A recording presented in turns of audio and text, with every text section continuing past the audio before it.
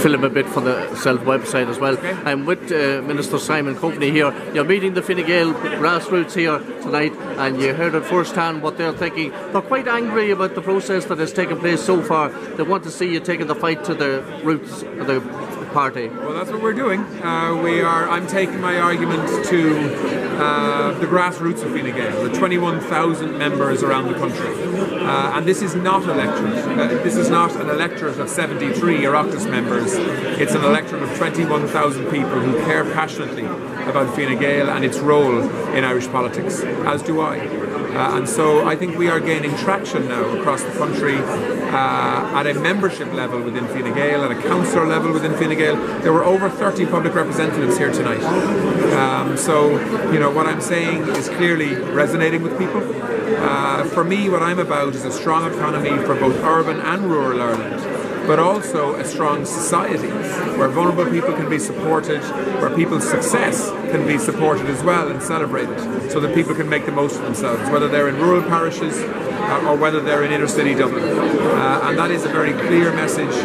Fine Gael needs to represent everybody, and I think that is part of the value system of the membership that have spoken here this evening, and I think that they are determined to have their say in the context of this leadership contest, which has at least another 10 days to run. You were saying you're great friends with the Minister of this constituency and also the Senator, and they have already declared people making decisions in haste like that, they had a right to make that decision, but would you call on some people to change their mind at this stage? Well, I'd ask people to think about the choices that they've made and to ask the question why. I have a very good relationship with both Heather and Joe.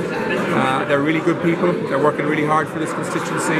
Heather's a very effective minister, and she made a choice to declare for Leo. But I hope that when she has the opportunity to listen to what I'm about, to the future of the party that I want to build, and more importantly, to the kind of Ireland that I want to build as a Taoiseach, that actually she may reflect on that. But I'm not going to fall out with her either way.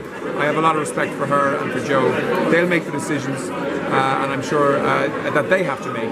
But I'm here to talk to the Fine Gael membership, who will have their say as well. And I'm confident that at the end of this process, when both candidates have been tested fully in terms of what they propose to do as leaders of this party, but in terms of the future direction of the country under their leadership as a Taoiseach, that I will fare quite well at the end of that debate.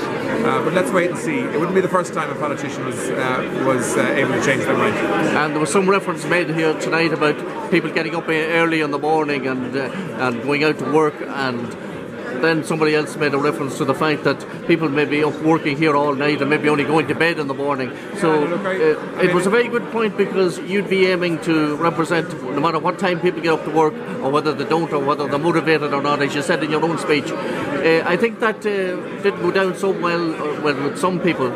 Yeah, for me, politics and government, and Fine Gael politics in particular, needs to be about getting the best out of everybody.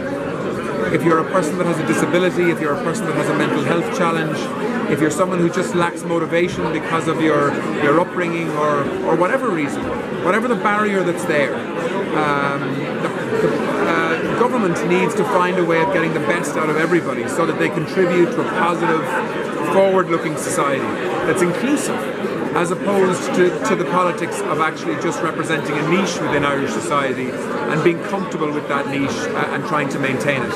And that is what I mean when I talk about Fine Gael stretching itself beyond economic management, which of course I think we have proven ourselves to be a party of real competence in doing, to do a lot more to build a stronger and more united society across Ireland, which I think is the big challenge now for any government, given the very difficult years we've been through.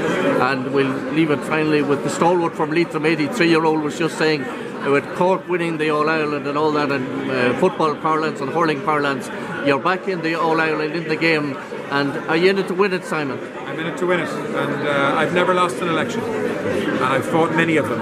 I'm not used to being an underdog, but that's what I am this time.